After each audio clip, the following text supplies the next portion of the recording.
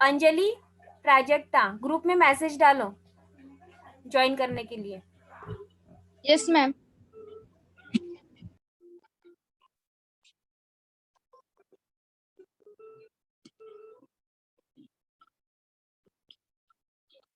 Yes ma'am. Yes ma'am.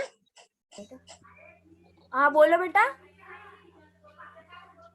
मैंने बोला आपको कि ग्रुप में मैसेज डालो जल्दी ज्वाइन होने के लिए। ठीक है, हम 3 मिनट्स में क्लास स्टार्ट करेंगे। ठीक है।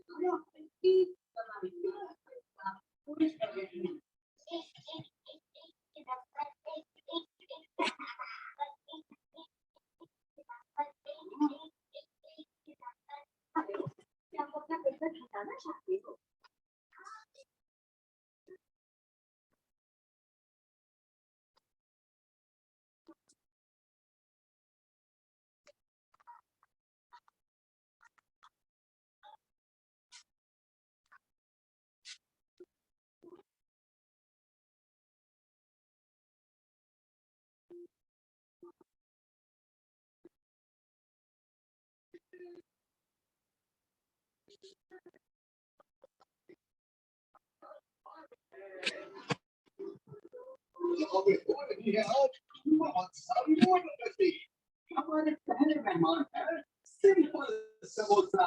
सिंपल समोसा तो क्या सब लोग मॅम तुम्ही आवाज दिला मला? और बोलने के लिए तैयार है तो बोलो।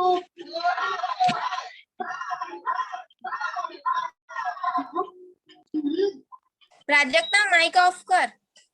हो मॅम.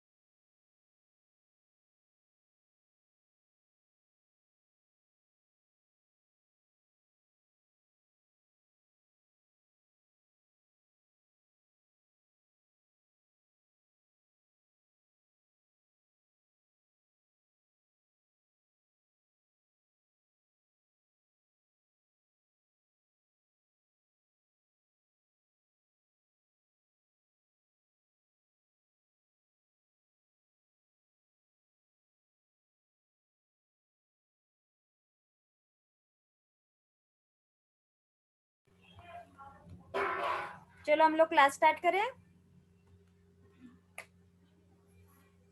Yes ma'am.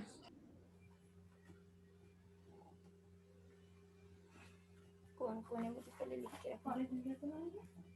हो जाते हैं।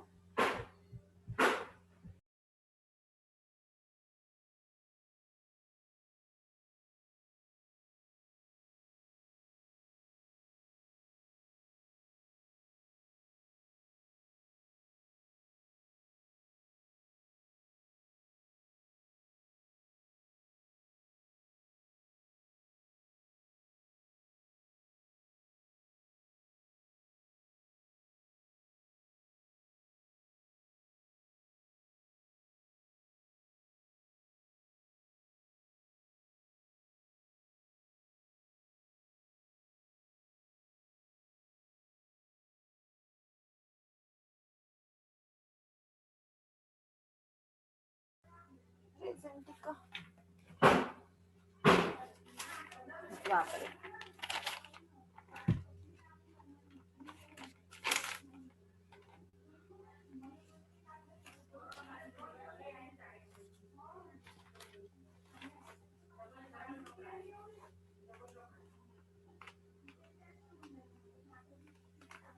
तुम्हें आज प्रणाली ज्वाइन होने की है ना आकांक्षा.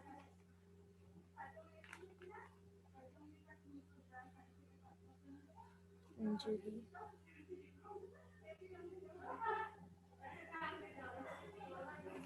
आकांक्षा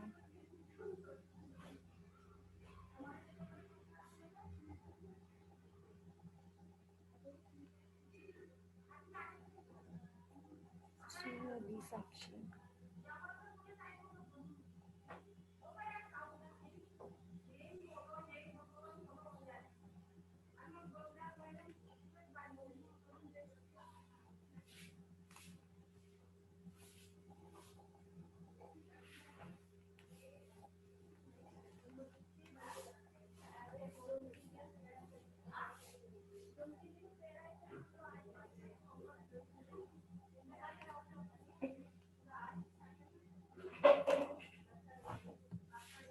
अश्विनी इतने दिन कहाँ थी?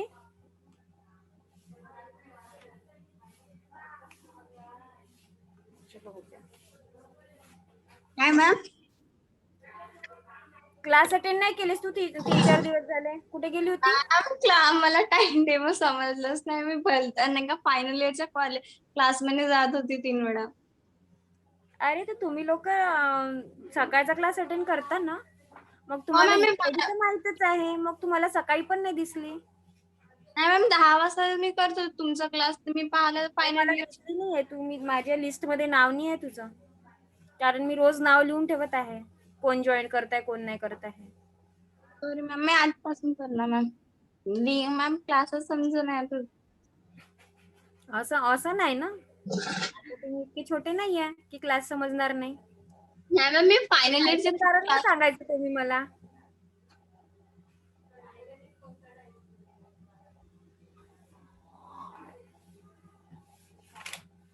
ज्या कारणांमध्ये काहीतरी तथ्य असेल असे काहीतरी कारण सांगत चला. काही पण कारण सांगता. मॅम खरंच मी साक्षीला पण विचारलं पाहिजे कोणते क्लास आहे. मग नाही का ओपन करतेच फायनल इयरचे क्लास निघाली तर. ओके.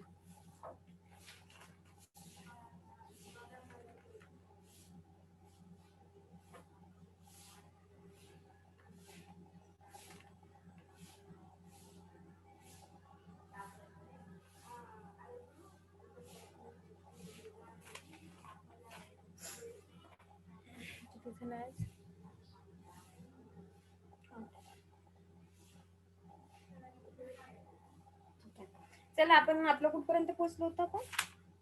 ऍडव्हान्टेजेस सुरू होते हो ना.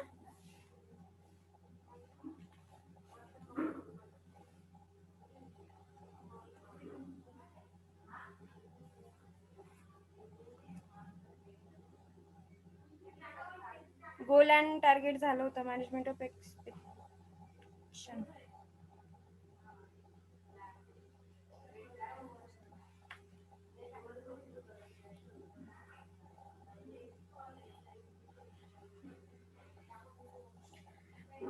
Ensure theme work. Ensure team work म्हणजे काय? इन्श्योर म्हणजे काय होते?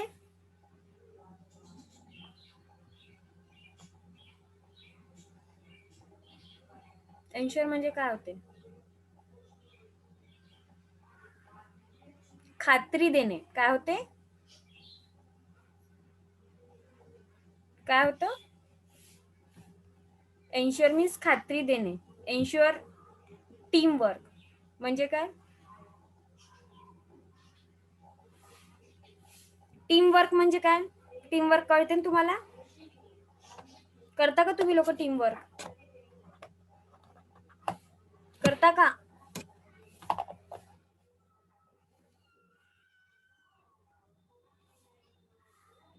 टीम वर्क करता की नाही करत?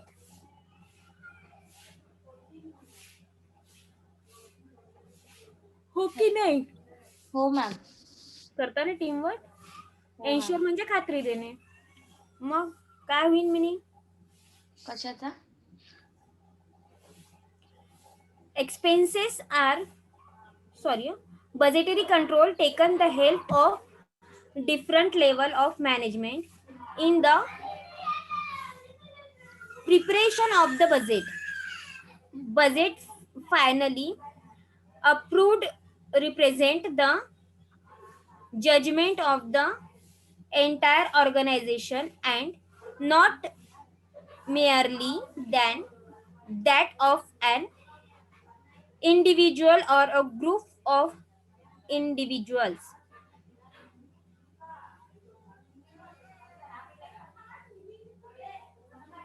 म्हणजे काय? काय करतं बजेटरी कंट्रोल? कशाला हेल्प करतो? बजेटरी कंट्रोल कशाला हेल्प करतो? Different level of management.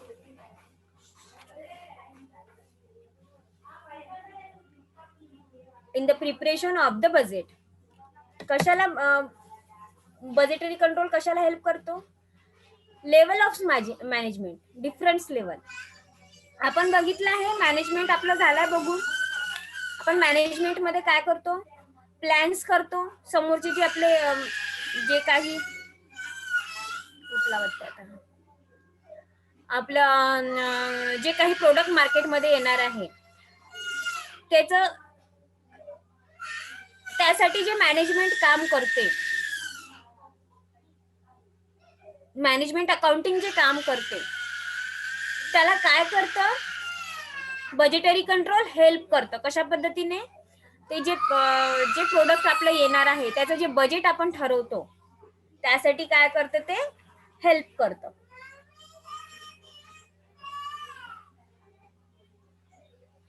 आणि ते कशासारखं काम करतं? जसं की आपण एक टीम वर्क करतो, ते सेम टीम वर्क सारखं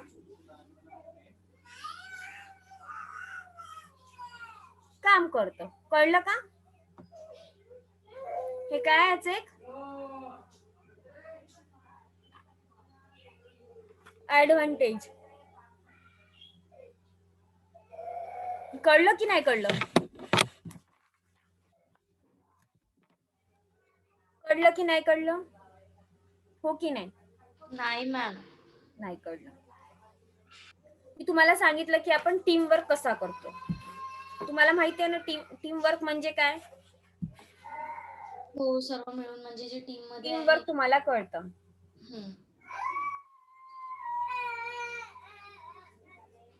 एन्श्योर म्हणजे खात्री देणे. म्हणजे जर आपण एखादं काम करत असेल तर आपण समोरच्याला कसं, समोरच्याने आपल्याला एखादी रिस्पॉन्सिबिलिटी दिली तर आपण काय करतो? खात्रीने ते कम्प्लीट करतो. किंवा एखाद्याने आपल्याला एखादं वर्क दिलं असेल, त्यांनी सांगितलं की मला ह्या एवढ्या दिवसात तुमच्याकडून हे वर्क पाहिजे आहे, तर आपण ते कम्प्लीट करून देतो. खात्रीने ते सांगतो की नाही, मी ह्या दिवसापर्यंत हे वर्क देईलच. करतो आपण असं. मी जर तुम्हाला एखादा टास्क दिला,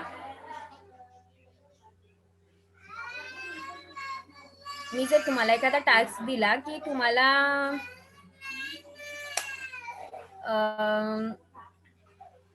जसं आपले प्रॅक्टिकल्स असतात, मी जर म्हटलं तुम्हाला की मला 8 दिवसात हे प्रॅक्टिकल कम्प्लीट पाहिजे आहे,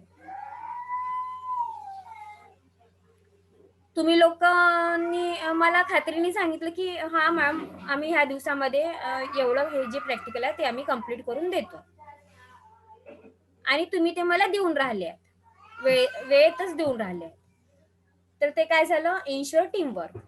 कळलं? बरं, तुमचं मागच्या वर्षीचं कोणाकोणाचे प्रॅक्टिकल पूर्ण कम्प्लीट झालं? मॅम पूर्ण तर नाही, बट कम्प्लीट आहे पूर्ण. कम्प्लीट आहे. कुठले कुठले गारमेंट्स राहिले आहेत बनायचे? आता विषय निघाला म्हणूनच विचारते. मॅम स्टिचिंग पोर्शन राहिला. काय राहिला? ते स्टिचिंग वाला जे तुम्ही सांगितलं नव्हतं ते का? स्टिचिंग पार्ट कम्प्लीट व्हायचं आहे. बाकी कम्प्लीट आहे तुमचं. म्हणजे जे पेपर वर्क आहे ते कम्प्लीट आहे. मोस्ट ऑफ मॅम कम्प्लीट आहे. फक्त म्हणजे आपलं ट्राउझर नव्हतं झालं फक्त प्रॅक्टिकल मध्ये, बाकी सगळं आपण घेतलं होतं. बरोबर आहे? हो मॅम. तर तुम्ही त्याचं स्टिचिंग पण कम्प्लीट करून घ्या. तुम्हाला मी हे 15 दिवस देत आहे. ह्या 15 दिवसात मला तुमचं स्टिचिंग कम्प्लीट पाहिजे. आता लॉकडाऊन पण खुललेलं आहे, त्याच्यामुळे तुम्ही हे नाही म्हणू शकत की आम्हाला, आणि तसंही ते फक्त स्टिचिंगचं पार्ट आहे, तर तुम्हाला ते कट करून फक्त स्टिच करणे आहे. ठीक आहे? आणि तुम्हाला ते फोल्डर्स कॉलेजला सबमिट करायचे आहेत. मॅम कधी? तुम्ही ते वर्क कम्प्लीट करा. म्हणून मी तुम्हाला सांगितलं की मी तुम्हाला 15 दिवसाचं ड्युरेशन देत आहे. ते तुम्ही मॅम कम्प्लीट फोल्डर्स करा. म्हणजे ते मोठे बनवले होते ते पण आणि छोटेवाले फोल्डर मध्ये स्टिक करून द्यायचे आहे का? तुम्हाला तुम्ही जे मी जे सांगितलं तुम्हाला मोठे बनवायसाठी, सगळ्यात हा. पहिले तुमचं काय राहील? Basic block. Basic blocks. ठीक आहे? मॅम त्यानंतर त्याची स्कर्ट ब्लॉक. पाठवा ना. त्यानंतर आहे स्कर्ट ब्लॉक. तुम्ही लोकांनी जर सपोर्ट केला असता तर ट्राउझर पण आपला कम्प्लीट झाला असता. तुम्ही लोकांनी क्लासेस अटेंड नाही केले, त्याच्यामुळे ते राहिलं. आणि बेसिक ब्लॉक पण तुम्ही व्यवस्थित केला नव्हता, त्यामुळे ते गेलं समोर. तर तुम्हाला ते कम्प्लीट करायचं आहे. तर जेवढं झालं आहे तेवढं तुम्ही कम्प्लीट करा. ट्राउझरचं मी तुम्हाला नंतर सांगेन. मॅम कम्प्लीट करू शकते पण मी फोल्डर कॉलेजमध्ये नाही देऊ शकत. का बरं? मॅम मी नाशिकला आहे आणि माझं येणं अच्छा नाही. ठीक आहे, तू कम्प्लीट कर. कम्प्लीट हो. तर करू शकते ना तू? हो. तू कम्प्लीट कर आणि मला त्याचं पीपीटी बनवून पाठव किंवा त्याचं पीडीएफ बनवून पाठव. ते पण हो. चालेल मला. ठीक. आता तू तिथून नाही येऊ शकत, बाकी लोक येऊ शकतात. बाकी लोक इतक्या लांब राहत नाही. हो. ठीक आहे? हो मॅम. तेवढं फक्त एक कम्प्लीट करा, कारण तुमचे फोल्डर्स आवश्यक आहेत. मी फोल्डरच्या मागे यासाठी लागत असते तुम्हा लोकांच्या आधीपासनं, की कसं राहतं की आपले जे फोल्डर्स आपण तयार करतो, आपल्याला समोर जाऊन ते कामात पडतात. मॅम जे छोटेवाले जे पॅटर्न्स बनवले आहे ते आपण ते फोल्डर मध्ये स्टिक करायचे आहे का? मी छोटेवाले पॅटर्न्स तुम्हाला बनवायला सांगितलेच नव्हते. सांगितले होते का? मॅम मग ते मोठ्याचं फोल्डर कसं तयार करू? जे बनवलंय तेच द्यावं लागेल ना? फोल्डर मध्ये फोल्डर येतो, त्याच्यामध्ये त्याला फोल्ड करून टाकायचे. आणि वरती नाव दिसलं पाहिजे आपल्याला. आणि म्हणजे ओपन होऊ शकेल असे फोल्ड करायचे.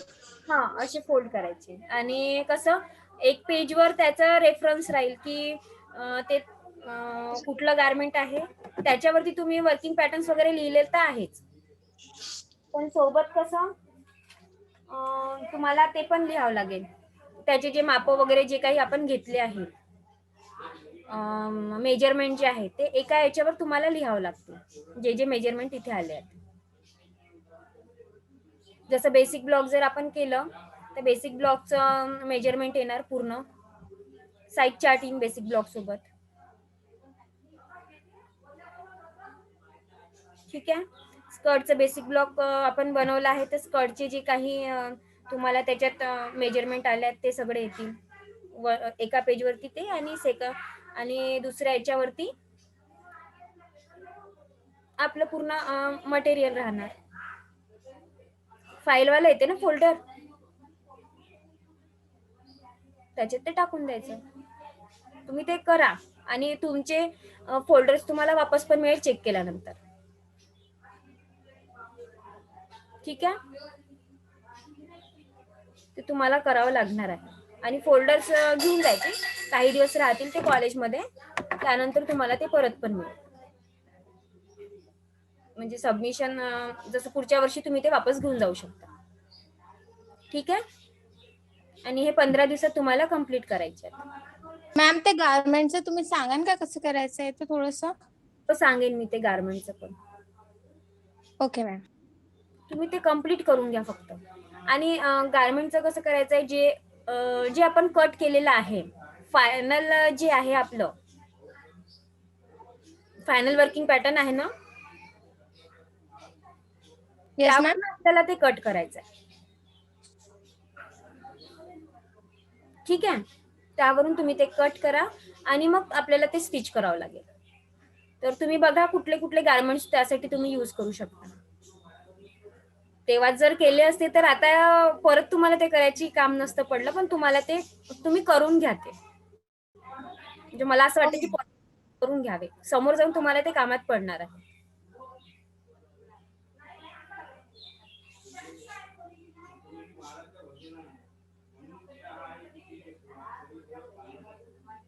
आणि सोबतच तुम्हाला काय गार्मेंट्स पण जसं आता याच्यात तुम्ही हे टाकलं आहे, तर गार्मेंट्स पण तिथे तुम्ही टाकून दिलेत फोल्डर्स मध्ये, ज्याच्यावर तुम्ही रेफरन्स लिहून राहिले, साईड चार्ट लिहिला आहे, कुठले कुठले मेजरमेंट तुम्हाला लागले आहे, कुठून तुम्ही किती डिस्टन्स घेतलाय, ते सगळं तुम्हाला तयार करावं लागेल. मी त्याचा 1-2 याचा तुम्हाला मी फोटोज पण पाठवून दिला की कसे तुम्हाला तयार करायचे आहे. ते तुम्ही मराठीमध्ये करता की इंग्लिशमध्ये करता, पण मला असं वाटतं तुम्ही इंग्लिशमध्ये केलेलं जास्त बेटर राहील. ठीक आहे, मी तुम्हाला हो ते मॅम. पाठवते, आताच पाठवेल क्लास संपल्यानंतर. 1-2 पाठवते म्हणजे तुम्हाला ते कळेल. ठीक आहे, ते तुम्ही करून घ्या, पण मला फोल्डर्स पाहिजे आहेत तुमच्याकडून. आणि मी तुम्हाला याच्यासाठी छोटे ब्लॉक्स नव्हते बनवायला लावले, छोटे तर आपल्याला ग्रेडिंग मध्ये पुढच्या वर्षी कामात येणार आहे. ते तुम्ही जर मोठे बनले असतील तर छोटे तुम्ही आरामात बनवू शकता, हे मला पूर्ण खात्री आहे. आणि तुमच्याकडे ते असेलही, फर्स्ट इयर मधले कदाचित तुमच्याकडे असेल, पण आपल्याला जे गार्मेंट्स बनवायचे आहेत, गार्मेंट्स हे आपलं प्रॅक्टिकल आहे.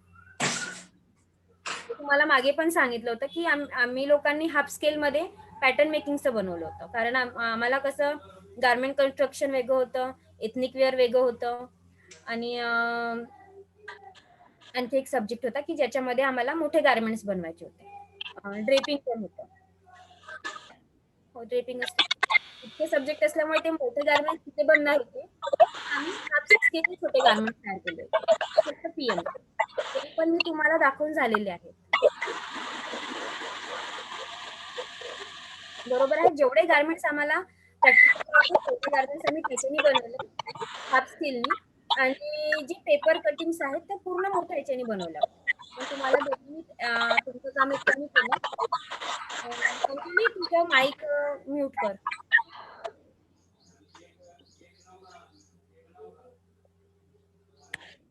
कारण तुम्हाला ते समोर जाऊन कामात पडणार आहे. आणि हे कसं असतं की आपलं जे कॉलेजचं सबमिशन असतं ते करणं आवश्यक राहतं.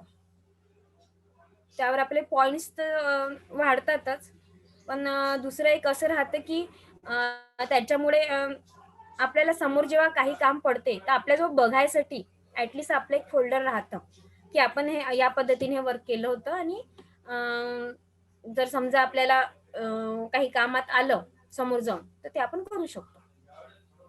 जर तुम्ही आताच ते नाही करणार तर समोर जाऊन तुम्हाला त्याचा त्रास होणार आहे, हे निश्चित आहे. ठीक आहे, तर ह्या 15 दिवसात तुम्हाला हे काम करायचं आहे. आणि जर काही प्रॉब्लेम आला गारमेंट कट करताना किंवा स्टिच करताना तर तुम्ही मला बिनधास्त कॉल करू शकता. मी तुम्हाला याच्या आधी पण सांगितलं आहे, आज पण सांगत आहे की तुम्ही मला कॉल करून विचारू शकता की मॅम मला हे नाही कळलं, हा प्रॅक्टिकलचं हे नाही कळत आहे. ऍक्च्युली तुम्ही लोक आता सगळेजण घरी आहात, त्यामुळे तुम्ही मला विचारू शकता. आणि मी तुम्हाला आधी पण सांगून ठेवलाय, जेव्हापासून क्लास स्टार्ट केले तेव्हापासून प्रॅक्टिकलच्या बाबतीत जर तुम्हाला काही पण प्रॉब्लेम आला तर तुम्ही मला कॉल करून विचारू शकता. हे मी याच्या आधी पण क्लिअर केलंय. ठीक आहे,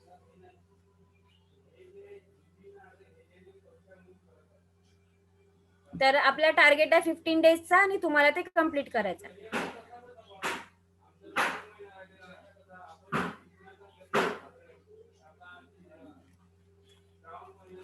कुठे होतो आपण, इन्शुअर टीमवर्क.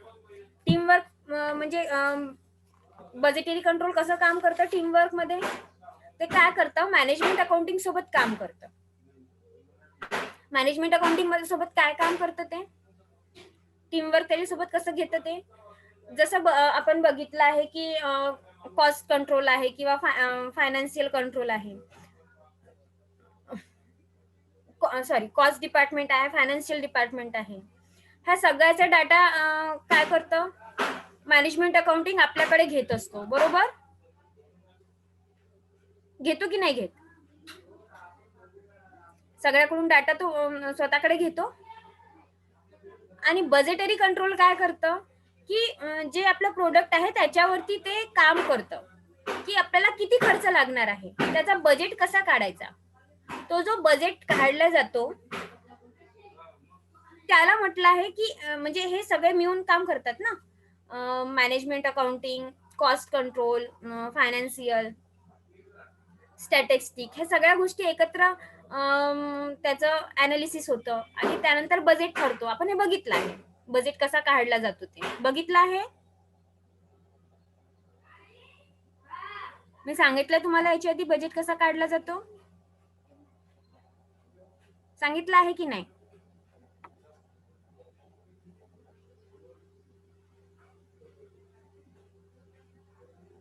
हो की नाही?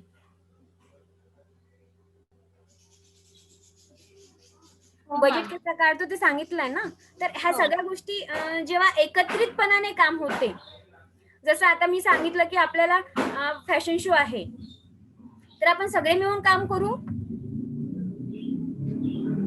हो की नाही? करणार की नाही? करणार ना. एक जण स्टिचिंग करेन, एक जण कटिंग करेन, एक जण त्याच्यासाठी बाकी जी तयारी आहे ते करेन, एक जण जे त्यासाठी गार्मेंट्स लागतात ते बघेल, एक जण काय म्हणतात मॉडेल्स तयार करेल. ह्या सगळ्या गोष्टी राहतील ना, तर आपण एक टीम वर्क प्रमाणे काम करतो. तर सेम बजेटरी कंट्रोल ही त्याचप्रमाणे काम करते. Cost control, financial control, management accounting, ह्या सगळ्या सोबत तो मिळून काम करतो. कळलं आता की नाही कळलं?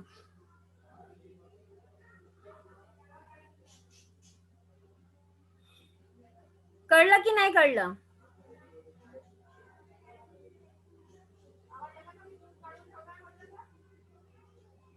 नाही कळलं?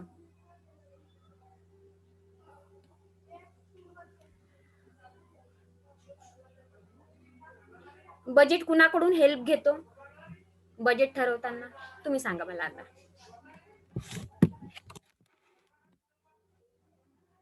कुणाकडून हेल्प घेतो?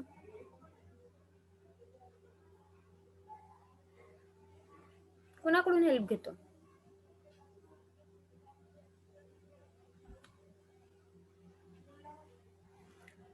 फायनान्शियल कंट्रोल करून तो कुठली हेल्प घेतो की आपल्याकडे किती फायनान्स आहे. बरोबर, हो की नाही? हो मॅम. कॉस्ट कडून कुठलं घेतो की जे रॉ मटेरियल आपल्याला हवं आहे, आपल्या प्रोडक्ट साठी जे काही रॉ मटेरियल्स आपल्याला पाहिजे आहे, त्यासाठी तो काय करतो, कॉस्ट अकाउंटिंग कडनं हेल्प घेणार. किती कॉस्ट कितीची आहे, कोणती कॉस्ट कितीची आहे, यासाठी तो घेणार, त्यांच्याकडून मदत घेणार की नाही, हो की नाही? त्यानंतर मॅनेजमेंट अकाउंटिंग आपण बघितलंय. मॅनेजमेंट अकाउंटिंग मध्ये सर्व इन्क्लूड होतं. तर तो कॉस्ट आणि फायनान्स कडून घेण्यापेक्षा डायरेक्ट मॅनेजमेंट अकाउंटिंग कडे जाणार. मॅनेजमेंट अकाउंटिंगला विचारणार की आपल्याला बजेट कितीपर्यंत ठरवायचं आहे. मग तो बघेन की फायनान्शियल आपल्याकडे किती फायनान्स आहे, त्यानंतर कुठल्या प्रोडक्टची किती कॉस्ट आहे, त्यानंतर आपल्याला कुठले इव्हेंट्स घ्यायचे आहेत, त्यासाठी आपल्याला कुठल्या पद्धतीने प्लॅनिंग करावं लागेल,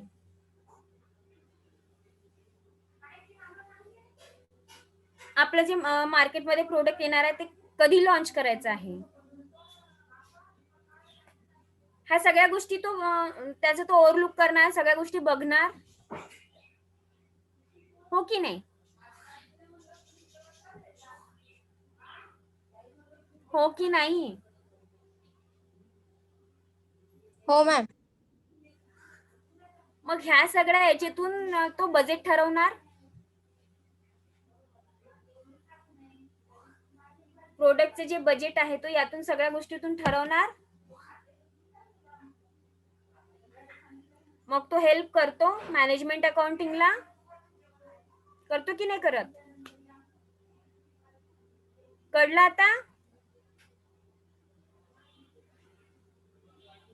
पटकन हो, कोणीच नाही म्हणत. कळलं का की नाही कळलं? कळलं मॅम. कळलं. त्यानंतर आहे इकॉनॉमी ऑपरेशन. इकॉनॉमी म्हणजे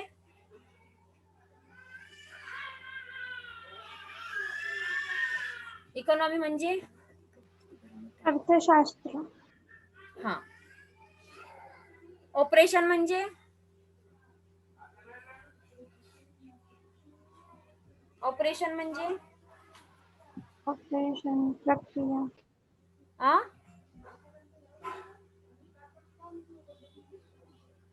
साक्षी थोडं जोरात. ऑपरेशन म्हणजे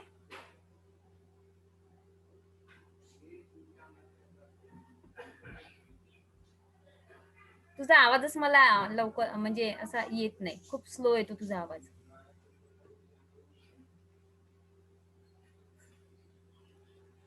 सांगा ऑपरेशन म्हणजे काय होतं? कुणालाच नाही माहित ऑपरेशन म्हणजे काय होतं?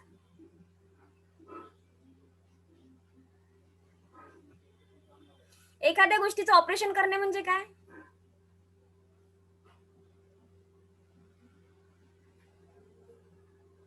काय करणे? काम करणे, त्यावर प्रक्रिया. हा, त्यावर शस्त्रक्रिया करणे. पण आपण काय बघत आहोत? Management accounting, sorry budgetary control बघतो. बरोबर आहे. तर बजेटरी कंट्रोल मध्ये ऑपरेशन म्हणजे काय होणार? त्याच्यावर आपण कशी शस्त्रक्रिया करू?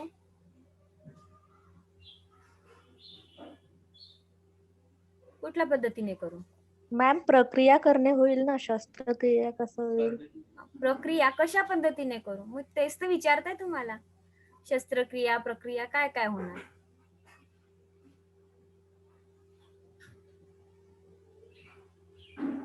कशा पद्धतीने वर्क करेल?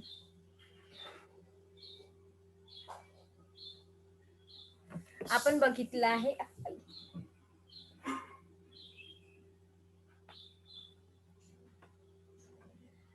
आपण बघितलं आहे की आपलं जे बजेटरी कंट्रोल आहे ते कुठल्या पद्धतीने काम करतं? कुठल्या पद्धतीने काम करतं बजेटरी कंट्रोल?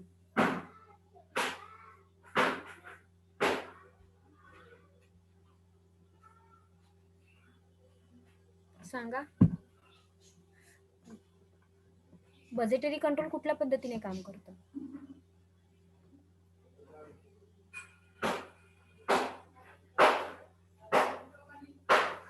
आता आपण एखाद्या गोष्टीचं बजेट ठरवलेलं आहे.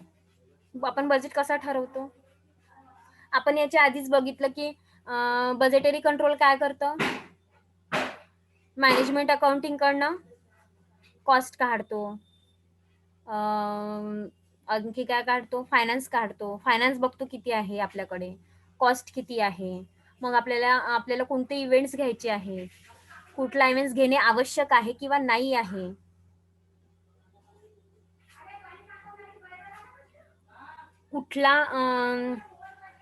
कुठलं जे जसं आता एखादी मी तुम्हाला याच्या आधी पण सांगितलंय की आपण आपली गारमेंट इंडस्ट्री आहे, तर आपल्याकडे किती फॅब्रिक अवेलेबल आहे, किती फॅब्रिक मध्ये आपलं काम होऊ शकतं, किंवा वेस्ट मटेरियल मध्ये आपण कुठल्या पद्धतीने काम करू शकतो की ज्याच्यामुळे जे लेआउटिंग आहे त्याच्यामध्ये काय चेंजेस करू शकतो की ज्याच्यामुळे आपलं फॅब्रिक जे आहे की ते कमी प्रमाणात खर्च होणार.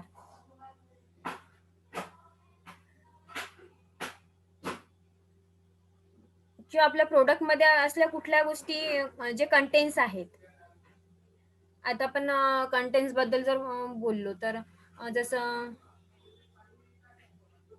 काय म्हणतात आपल्याला,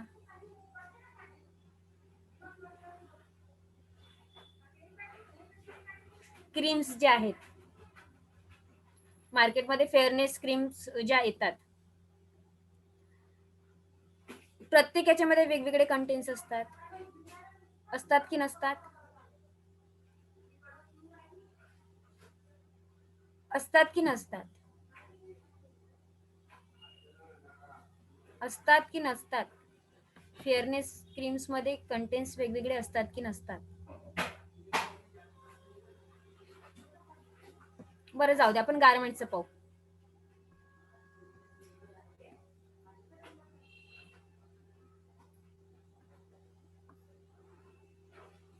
आपण कुर्त्या स्टिच करतोय, ठीक आहे. नेक, व्ही नेक आहे आणि ते आहे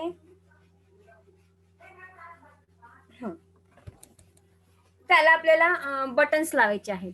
समोरून ओपनिंग वाला जो पार्ट येतो व्ही नेक मध्ये, आणि असं करू आपण की फ्रंट ओपनिंग ठेवणार वेस्ट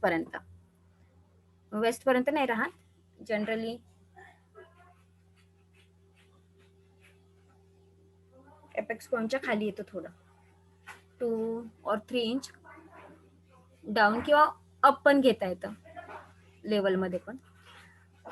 तर आपण ती डिझाईन आपण क्रिएट केली, त्याच्यावरती जर आपल्याला शो बटन्स लावायचे आहेत तर आपण 3 बटन्स लावण्याच्या ऐवजी 2 बटन्स लावू शकतो.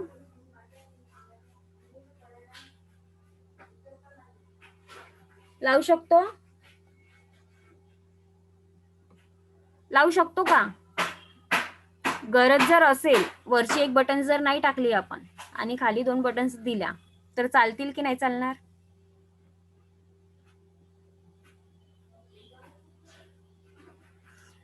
स्टँड कॉलर आहे आणि फ्रंट ओपनिंग आहे, तर चालेल की नाही चालणार? 2 बटन्स मध्ये का चालेल का? अगं हो की नाही?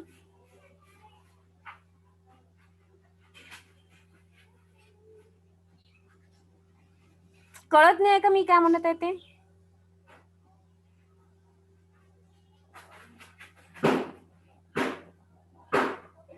अरे यार,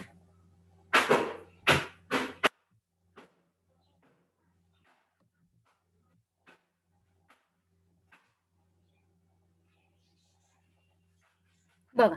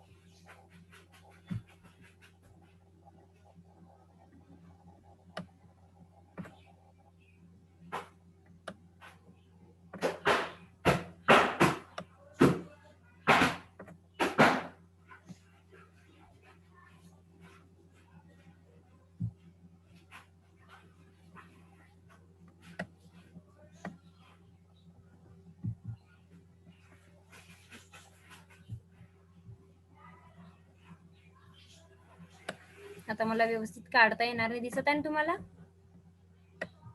दिसतंय का? हो की नाही?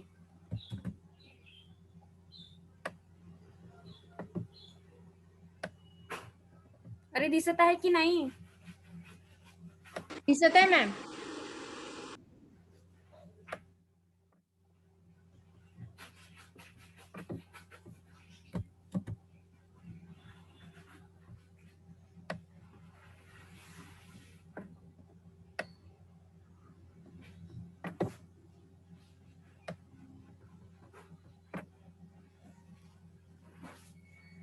ही कुर्ती आहे, हे स्टँड कॉलर आहे असं समजा. ठीक आहे. आता ते फिनिशिंग जमणार नाही, माऊस नाही आहे माझ्याकडे. तर मला सांगा, जर आता एवढे ओपनिंग आहे तर इथे आपल्याला, आपण जर विचार केला की 3 बटन्स आपण इथे देऊ, 1 म्हणजे एक इथे राहील, सॉरी,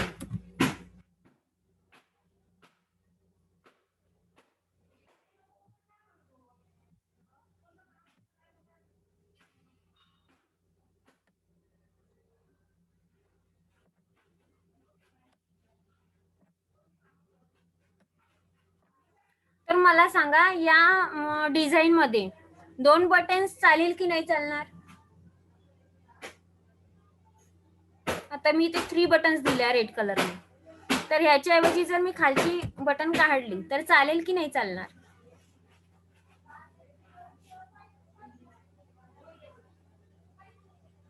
नाही. नाही चालणार. बरं, ही दिली. आणि ही बटन पूर्ण सिरीज झालं.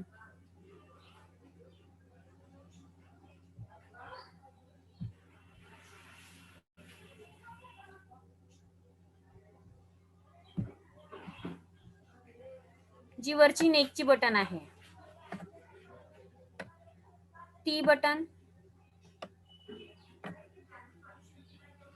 जर नेकची बटन नाही दिली मी इथली तर चालेल का?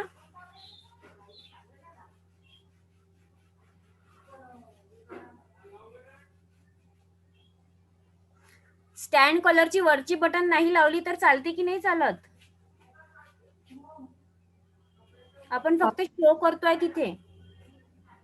चालेल. चालेल ना? ही बटन जर आपण नाही दिली तर प्रॉब्लेम जाईल, हो. बरोबर. पण इथली जी बटन आहे ही आपण नाही दिली तरी काही फरक पडणार नाही या डिझाईन वरती. किंवा जर समजा इथे व्ही शेप मध्ये जर असेल, असला एखादी डिझाईन असेल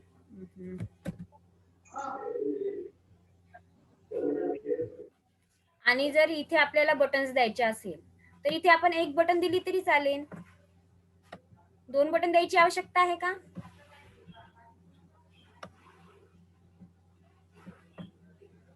आवश्यकता आहे का? मला काय सांगायचं ह्याच्यातनं? मी काय सांगण्याचा प्रयत्न करते आहे,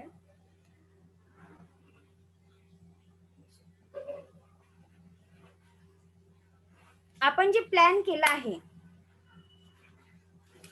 आपण जे आपल्या गारमेंट बद्दलचं जे काही प्लॅन आहे, जी काही आपली डिझाईन आहे,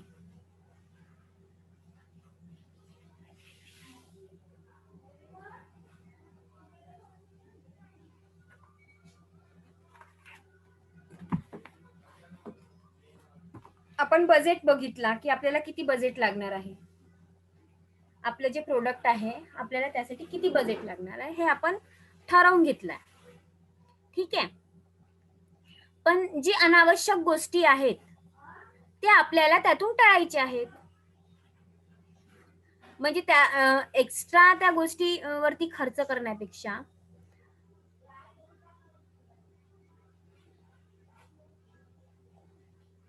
जी आवश्यक गोष्टी आहेत त्याच्यावरती खर्च करायचा आहे, की ज्याच्यामुळे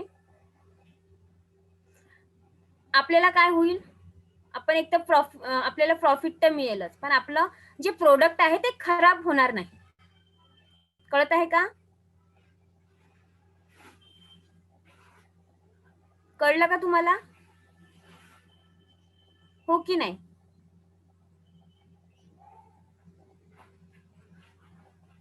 कळलं की नाही कळलं? फटकन बोलत चला, हो किंवा नाही.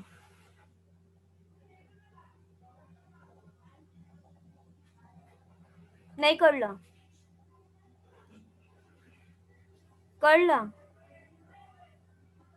आकांक्षा, अंजली, अश्विनी, प्राजक्ता, प्रणाली, रूपाली, साक्षी, सोनुली, कळलं आहे की नाही कळलंय? कळलं मॅम. चलो ठीक आहे. नेक्स्ट पॉइंट घेऊ आपण. Unprofitable products and activities.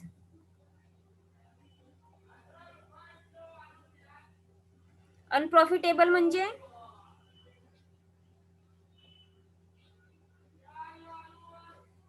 Unprofitable म्हणजे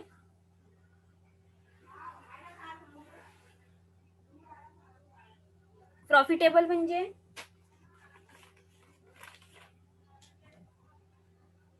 नफा असणारे आणि अनप्रॉफिटेबल म्हणजे नफा नसणारे. नफा नसणारे.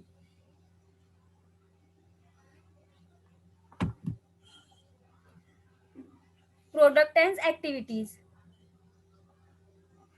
म्हणजे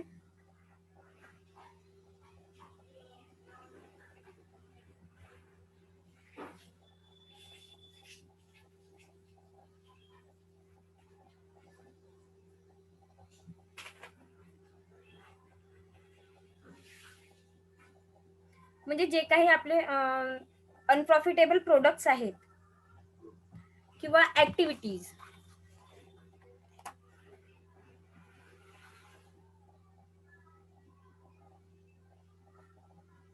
लाभीन उत्पादन आणि गतिविधी. Budgetary control reverse inefficiencies in product process and department. This is helpful in closing down of loss making divisions to improve the overall profitability.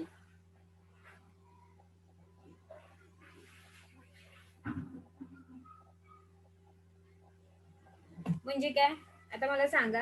Unprofitable profits and activities. आपण जे बजेट जेव्हा प्रोडक्ट्सच्या संदर्भात जेव्हा आपण बजेट तयार करतो,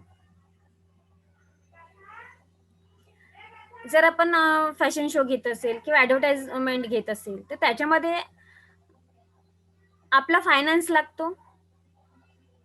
ऍडव्हर्टाइजमेंट मध्ये आपला फायनान्स लागतो की नाही? लागतो की नाही लागत? जर आपल्याला आपलं ऍडव्हर्टाइजमेंट करायची आहे तर त्यासाठी आपलं काय लागतं? फायनान्स लागतो की नाही लागत? पैसे लागतात ना त्याला? लागतात की नाही लागत?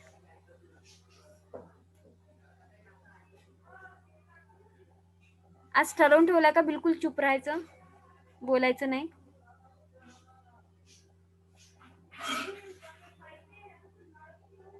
नाही मॅम, असं काही नाही. मग कोणीच बोलत का नाही?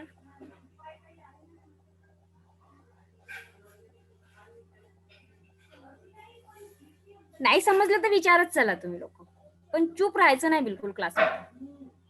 ते मला अनकम्फर्टेबल होतं. काय विचारत होती मी?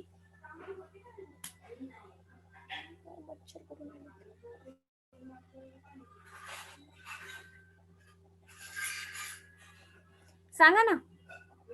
जर आपण आपल्या प्रोडक्ट्सचा ऍड करतोय तर त्यासाठी आपल्याला पैसा लागणार आहे की नाही लागणार? लागेल का? लागणार. आपला पैसा लागेल म्हणजे त्यातनं आपल्याला प्रॉफिट आहे का? हो मॅम आहे. काय प्रॉफिट आहे? आपण म्हणजे आधी तिथे म्हणजे थोडासा जरी पैसा गुंतवला पण त्याची ऍडव्हर्टाइजमेंट झाल्यावर त्याची आपल्या म्हणजे जे प्रोडक्ट आहे त्याची पब्लिसिटी वाढेल आणि आपलं इन्कम पण वाढेल त्यामुळे. इन्कम पण वाढेल.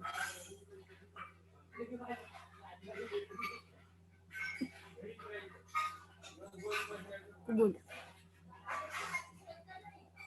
त्यानंतर प्रोडक्ट्स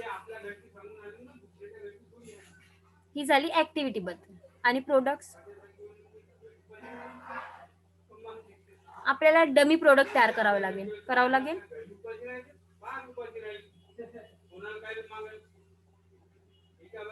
तुम्ही बघितलं असेल जेव्हा कंपनीमध्ये डमी प्रोडक्ट्स देखील तयार होतात, कारण ते ऍड साठी स्पेशल बनलेले राहतात. ते सेल नाही होत, ते डमी म्हणून तयार असतात तिथे. खूपदा तुम्ही असं बघितलं असेल की नाही हे डमी प्रोडक्ट आहे, हे तुम्हाला कंपनीमध्ये तुमचा प्रसंग नसेल आला कदाचित, पण खूपदा असं असतं जनरली कंपनीमध्ये काही डमी प्रोडक्ट्स तयार होतात की ज्याच्यावरती कंपनीचा खर्च लागतो, पण ते सेल्ससाठी नसतात, ते फक्त ऍडव्हर्टाइजमेंटसाठी बनवले जातात. ठीक आहे. किंवा अशा काही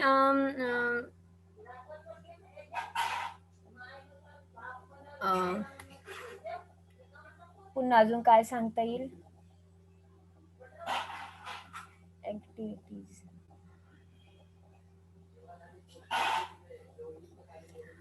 आता जसं कंपनीमध्ये जे लेबर्स आहेत, तुम्ही बघितलं असेल की वर्षातून एकदा त्या लोकांना गारमेंट्स वाटप वगैरे होतो की नाही होत?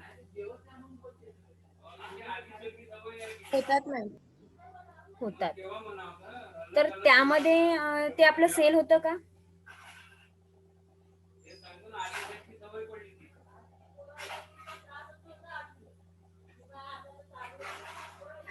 सेल होतात का प्रोडक्ट्स?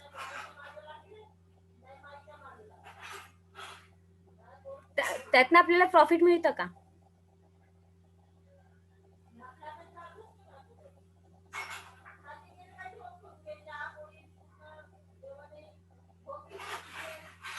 मिळतं का त्यातनं आपल्याला काही प्रॉफिट?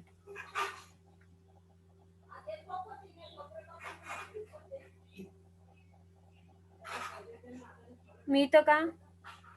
त्यातनं कंपनीला काही प्रॉफिट मिळतं का? ते प्रॉफिट मधूनच देत असतं ना?